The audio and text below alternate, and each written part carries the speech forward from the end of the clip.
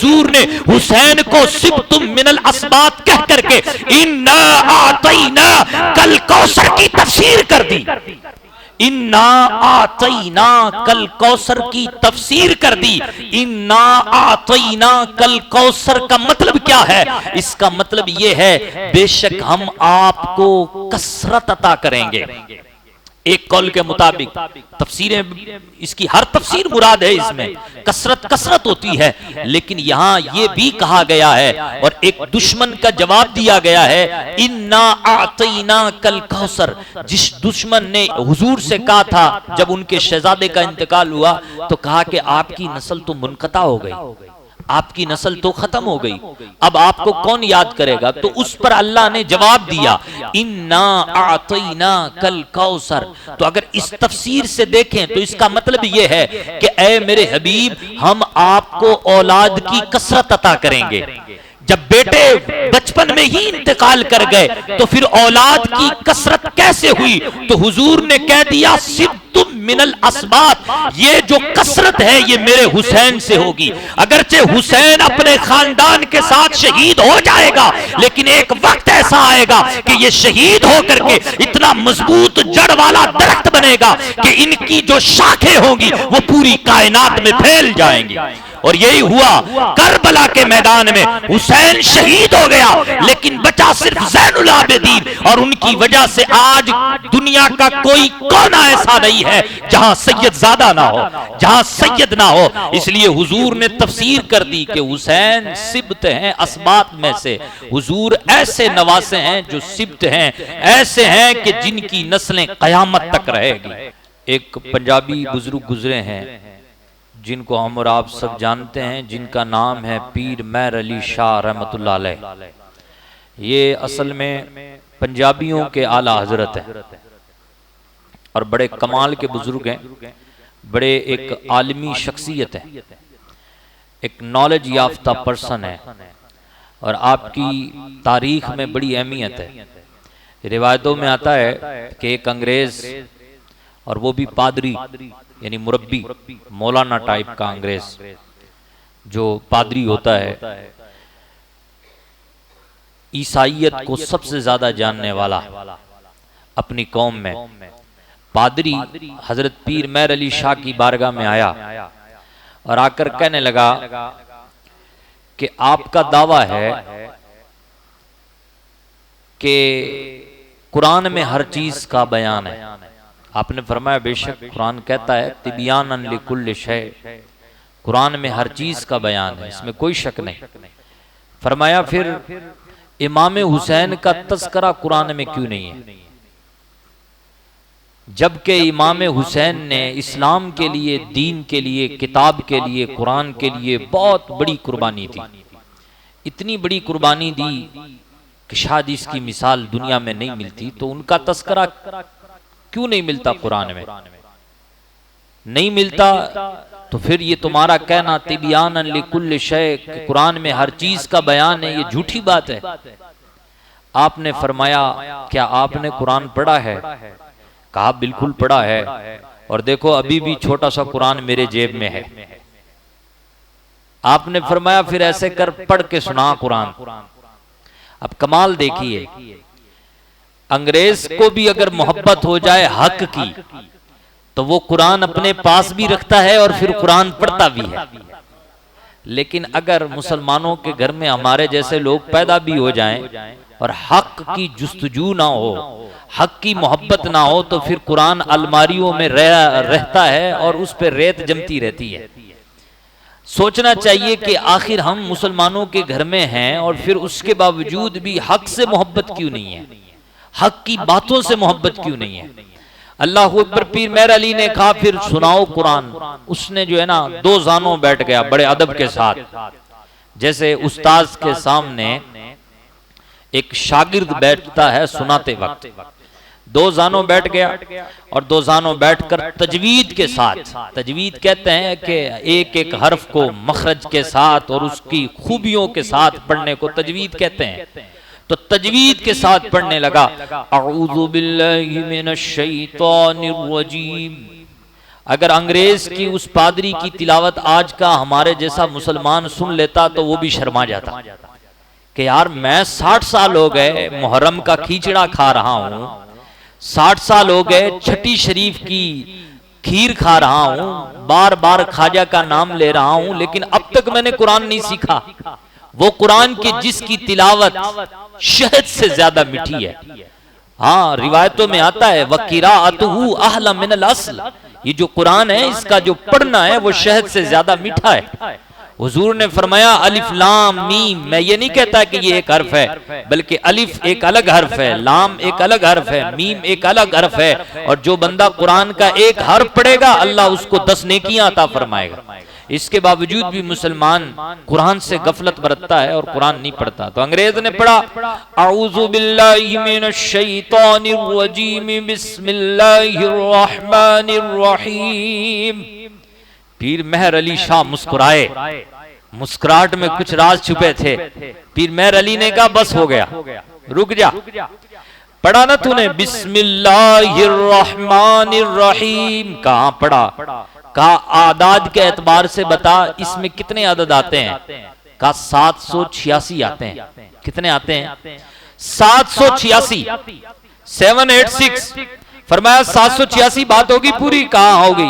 اب سن، لفظ امام حسین، امام حسین الگ الگ اس کو شمار کر امام حسین میں عدد کتنے بنتے ہیں؟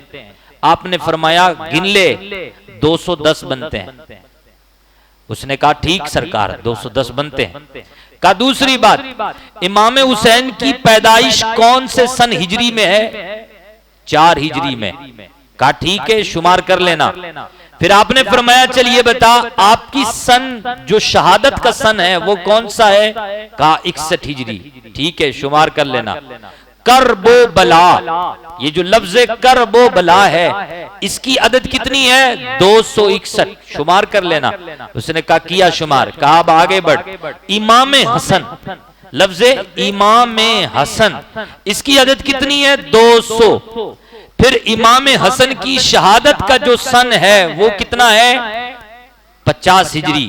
اب آپ نے فرمایا اب ٹوٹل کر، 210 plus 4 plus 61 plus 261 plus 200 plus 50، یہ کل کتنے ہوئے؟ ٹوٹل ہوئے 786۔ صرف اور صرف بسم اللہ الرحمن الرحیم میں ہی امام حسن اور حسین کی شہادت کا بھی تذکرہ موجود ہے، آپ کی ولادت کا بھی موجود ہے۔ اگر تو آگے بڑھے گا تو سارے واقعات تجھے قرآن میں مل جائیں گے۔ وہ آپ کے اس عالمانہ رعب سے مروب ہوا، اور ہوتا بھی کیوں نہ، اس کا رنگ ڈھنگ دیکھ بتا رہا تھا کہ وہ ہدایت کے نور سے منور ہونے آیا تھا۔ اللہ اکبر۔ اس نے کہا سرکار آپ نے بڑا پیارا جواب دیا، آپ گواہ ہو جائیں اور مجھے کلمہ پڑھائیں۔ میں پڑھتا ہوں کلمہ اشہد ان لا الہ الا اللہ واشہد ان محمدن عبدہ ورسولہ۔ تو اس طریقے سے حضرت پیر مہر علی شاہ نے اپنے علمی جلالت اور علمی بصارت سے خوبصورت جواب دیا۔ لیکن ہم اور آپ ظاہری طور پر بھی دیکھیں تو حضرت امام علی مقام، امام حسن، امام حسین، اہل بیت اطہار کا تذکرہ قرآن میں بالکل کھلم کھلا انداز میں ملتا ہے۔ جیسے کہ آپ 22واں پارہ پڑھیں، 22ویں پارے کا پہلا رکوع ہے، اس میں اللہ پاک فرماتا ہے انما یرید اللہ لیذہب عنکم الرجس وَأَهْلَ الْبَيْتِ وَيُطَهِّرَكُمْ تَطْهِيرًا۔ بے شک اللہ تو یہی چاہتا ہے اے گھر والوں تم سے ہر قسم کے رجس کو دور کر دے اور تمہیں خوب صاف ستھرا کر دے۔ اب جو چیز اللہ چاہے گا کیا وہ نہیں ہوگی؟ تو جب اللہ چاہے کہ اللہ ہی کے چاہے سے ہوتا ہے، فعال لما یرید، پوری کائنات میں جو کچھ ہو رہا ہے وہ سب اللہ کے چاہے سے ہو رہا ہے۔ اور اللہ کہہ رہا ہے اللہ چاہتا ہے کہ نبی کے گھر والوں سے رجس کو، ناپاکی کو، گندگی کو دور کر دے۔ اللہ یہ چاہتا ہے کہ نبی کے گھر والوں کو خوب صاف ستھرا کر دے۔ تو مطلب یہ ہوا کہ اللہ نے نبی کے گھر والوں کو ہر عیب سے پاک بنایا ہے، ہر رجس اور غلاظت اور گندگی سے دور رکھا ہے اور انہیں خوب صاف ستھرا کیا ہے۔ اب آپ کہیں گے کہ اس میں امام حسین کا نام تو نہیں آیا، امام حسن کا نام تو نہیں آیا، اللہ اکبر قربان جائیے، اس پر ایک نہیں کئی احادیث موجود ہیں۔ وہ حدیث یہ بتاتی ہے کہ جب یہ آیت مبارکہ نازل ہوئی تو مصطفیٰ کریم نے ایک طرف مولا علی کو بٹھایا، دوسری طرف سیدہ فاطمہ الزہرا کو بٹھایا، آمنے سامنے بیٹھ گئے، پھر خود جلوہ فغن ہوئے، آپ نے اپنے دائیں طرف اپنے دائیں ران پر امام حسن کو بٹھایا، بائیں ران پر حضرت امام حسین کو بٹھایا، پھر اوپر سے چادر تان لی اور پھر کہا اللہم ہؤلاء اہل بیتی، اور پھر یہی آیت پڑھی، کہا اے اللہ یہ میرے گھر والے ہیں، اور پھر کہنے لگے قرآن کی اس تلاوت کا شرف حاصل کرنے لگے، حضور بلند آواز سے یہ آیت پڑھنے لگے، انما یرید اللہ لیذہب عنکم الرجس واہل البیت ویطہرکم تطہیرا۔ اس آیت کے گہرائی اور اس آیت کے پس منظر اور اس آیت کے شان نزول کو دیکھ کر ہمیں یہ سمجھ میں آتا ہے کہ اس آیت میں صرف امام حسین کا ذکر نہیں، امام حسن کا ذکر نہیں، بلکہ حضرت فاطمہ کا بھی ذکر ہے، مولا علی کا بھی ذکر ہے۔ اسی طریقے سے آپ دیکھیں جناب علی قرآن مجید کی اس آیت کو پڑھیں، اللہ پاک فرماتا ہے قُلْ لَا أَسْأَلُكُمْ عَلَيْهِ أَجْرًا إِلَّا الْمَوَدَّةَ فِي الْقُرْبَى۔ اے محبوب تم فرما دو کہ میں نے جو تمہیں تبلیغ کی ہے، میں نے جو تمہیں قرآن کی دعوت پیش کی ہے، میں نے جو تمہیں جو ہے نا قرآن پاک سے حقانیت کو واضح کر کے دکھایا ہے، میں نے جو تمہیں توحید کے نغمے سنائے ہیں، میں نے جو تمہیں ایک خدا کے ثبوت پر دلائل قائم کر کے دلائل دکھائے ہیں، اس پر میں تم سے کوئی بدلہ نہیں لیتا، مگر یہ تم سے بدلہ لیتا ہوں تم میری مودت، میرے قرابت والوں سے محبت کرنا۔ پوچھا سرکار صلی اللہ علیہ وسلم سے یا رسول اللہ یہ کون لوگ مراد ہیں؟ تو حضور نے خود فرمایا علی کی محبت تم پہ لازم، فاطمہ کی محبت تم پہ لازم، امام حسنین کی محبت تم پہ لازم۔ اس سے پتہ یہ چلا کہ اس آیت مبارکہ میں بھی اہل بیت کا تذکرہ بڑی تفصیل کے ساتھ موجود ہے، اور بھی کئی مقامات پر ایسی آیات ہیں جس کو بیان کیا جا سکتا ہے کہ جہاں ان اہل بیت اطہار کا تذکرہ کھلم کھلا طور پر ملتا ہے۔ عزیزان محترم، اس بات کو بیان کرنے کے بعد آپ ایک حدیث کو سنیں جو ابن ماجہ کی حدیث ہے۔ مصطفیٰ کریم صلی اللہ علیہ وسلم کے یہاں حضرت امام حسنین اور دیگر پنجتن پاک یہ جو ہیں ان کا سبحان اللہ کیا مقام ہے اور کس قدر خوبصورت مقام ہے۔ پہلے یہ حدیث سنیں جو حضرت امام حسین کی فضیلت پر مبنی ہے، حضرت یعلا سے مروی ہے۔ وہ کہتے ہیں کہ انہم خرجوا مع النبی صلی اللہ علیہ وسلم الی طعام دعو لہو، کہ ہم لوگ کئی صحابہ حضور کے ساتھ نکلے ایسی دعوت میں کہ جس کی طرف حضور کو بلایا گیا تھا، حضور کو حضور کے اصحاب کے ساتھ دعوت تھی، تو ہم لوگ حضور کے ساتھ دعوت میں ایسی مقام کی طرف نکلے، آگے بڑھے۔ پھر کیا ہوا جناب علی؟ اللہ اکبر۔ تو حضرت راوی کہتے ہیں فَإِذَا حُسَيْنٌ يَلْعَبُ فِي السِّكَّةِ، جب حضور صحابہ کے ساتھ گلی میں پہنچے نا تو گلی میں کیا دیکھتے ہیں کہ حضرت امام حسین بچوں کے ساتھ کھیل رہے ہیں، امام حسین بچوں کے ساتھ کھیل رہے ہیں۔ پھر ہوا کیا؟ فتقدم النبی صلی اللہ علیہ وسلم امام القوم، پھر حضور پورے جو لوگ تھے ان سے آگے بڑھ گئے اور آگے بڑھ کے اپنے ہاتھوں کو پھیلا لیا، وبسط یدیہ، اپنے ہاتھوں کو پھیلا لیا، جیسے اللہ اکبر ہاتھوں کو ایک باپ اپنے بیٹے کے لیے پھیلاتا ہے کہ آ میری طرف آ، اپنی طرف بلانے کا جو اشارہ ہوتا ہے، وبسط یدی، اپنے ہاتھوں کو یوں پھیلا لیا۔ فجعل الغلام، پھر اس لڑکے نے کیا کیا؟ صحابی نے ایک ایک بات نوٹ کی۔ فجعل الغلام، جس لڑکے حسین کے لیے حضور نے اپنے ہاتھ پھیلائے تھے، بسط یدے، ید اللہ والے ہاتھ، جس ہاتھ کی تعریف قرآن کہتا ہے وما رمیت اذ رمیت ولکن اللہ رما، وہ ہاتھ پھیلائے۔ فجعل الغلام یفر، پھر وہ لڑکا کیا کرنے لگا؟ لڑکا ادھر ادھر بھاگنے لگا۔ لڑکا ادھر ادھر ہاؤنا وہاؤنا وہنا وہاؤنا وہاؤنا، کبھی ادھر بھاگ کے جاتا کبھی ادھر بھاگ کے جاتا. حضور کے ہاتھ پھیلے ہوئے ہیں اور حضور لڑکے کی طرف جا رہے ہیں، لیکن لڑکا حسین کبھی دائیں طرف بھاگ کے جاتا ہے کبھی بائیں طرف بھاگ کے جاتا ہے. آخرکار اللہ اکبر، صحابی کہتے ہیں وَيُضَاحِكُ النَّبِيُّ صلی اللہ علیہ وسلم، لیکن میں اس وقت حضور کے چہرے کو بھی دیکھ رہا تھا، حضور کے چہرے پر مسکراہٹ کے سوا اور کچھ نہیں تھا. حضور مسکرا رہے تھے، جس کی تسکین سے روتے ہوئے ہنس پڑے، اس تبسم کی عادت پہ لاکھوں سلام.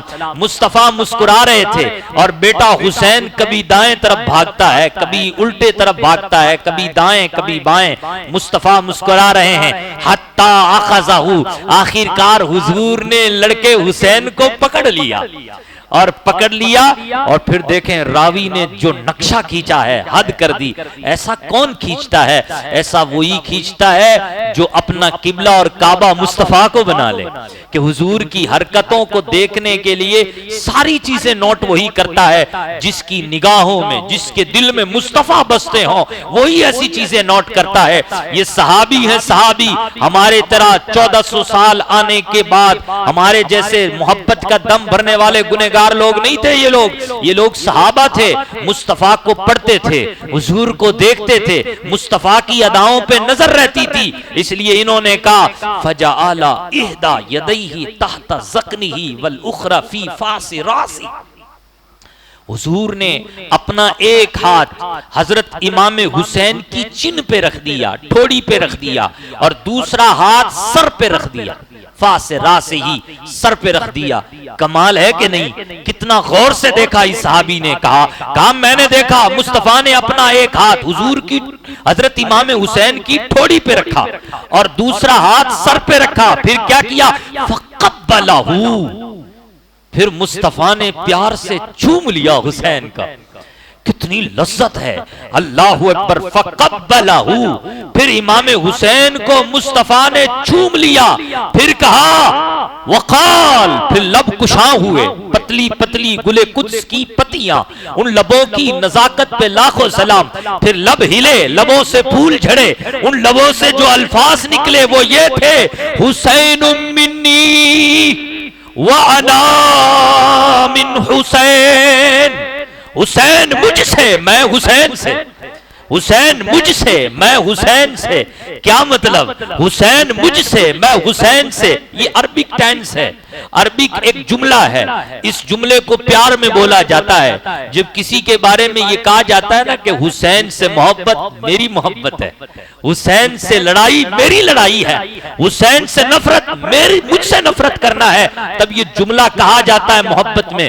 حسین منی وانا من حسین، حسین مجھ سے میں حسین سے. اور پھر فرمایا احب اللہ من احب حسینا، جو حسین سے محبت کرتا ہے اللہ اس سے محبت کرتا ہے. جو حسین سے محبت کرے، اللہ اکبر، حسین سے جو محبت کرتا ہے اللہ اس سے محبت کرتا ہے. حسین سبتم من الاسباط، یہ کتنی پیاری بات ہے. حسین سبتم من الاسباط. اگر ہم سادہ سا ترجمہ کر کے آگے نکل جائیں تو پھر تو لوگ یوں ہی کہیں گے کہ یہ حسین نواسا ہے نواسوں میں سے. لیکن نہیں، ہم کہتے ہیں حسین سبت ہے اسباط میں سے، سبت ہے اسباط میں سے. سبت کسے کہتے ہیں؟ سبت اس درخت کو کہتے ہیں، اس ٹری کو کہتے ہیں جس کی ایک ہی جڑ ہوتی ہے اور بہت گہرائی تک ہوتی ہے، جس کی شاخیں بے شمار ہوتی ہیں، جس کی برانچز بہت ہوتی ہیں اور وہ بہت دور تک پھیلی ہوئی ہوتی ہیں. اس درخت کو ٹری کہتے ہیں. حضور نے حسین سبتم من الاسباط کہا. حسین وہ درخت ہے جس کی جڑ ایک ہے، جس کی شاخیں بہت ہیں. گویا کہ حضور نے حسین کو سبتم من الاسباط کہہ کر کے انا اعطینا کل کوثر کی تفسیر کر دی. انا آتینا کل کوثر کی تفسیر کر دی. انا آتینا کل کوثر کا مطلب کیا ہے؟ اس کا مطلب یہ ہے بے شک ہم آپ کو کثرت عطا کریں گے.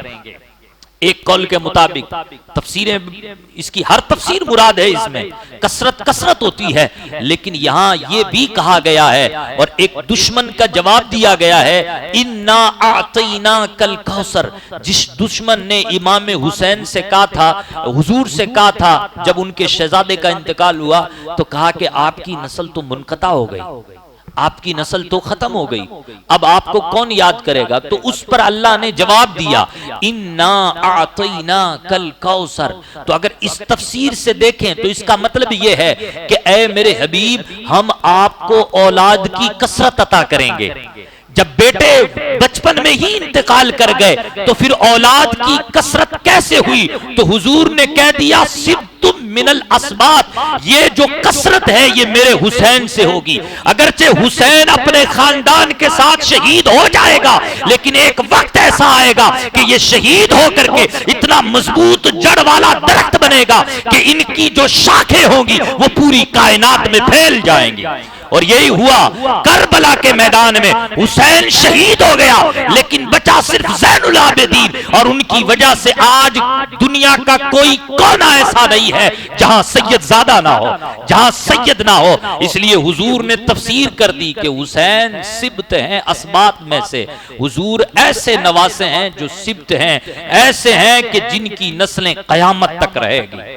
اللہ اکبر۔ تو امام حسین رضی اللہ تعالیٰ عنہ کے صدقے سے مصطفیٰ کریم کا جو نسب نامہ تھا، حضور کی جو اولاد کی کثرت کو اللہ نے بیان کیا تھا، یا حضور نے اس کی تفسیر کر دی۔ تو امام حسین رضی اللہ تعالیٰ عنہ کے ذریعے سے یہ نسل اور یہ سلسلہ اتنا بڑا کہ پوری دنیا میں پھیل گیا۔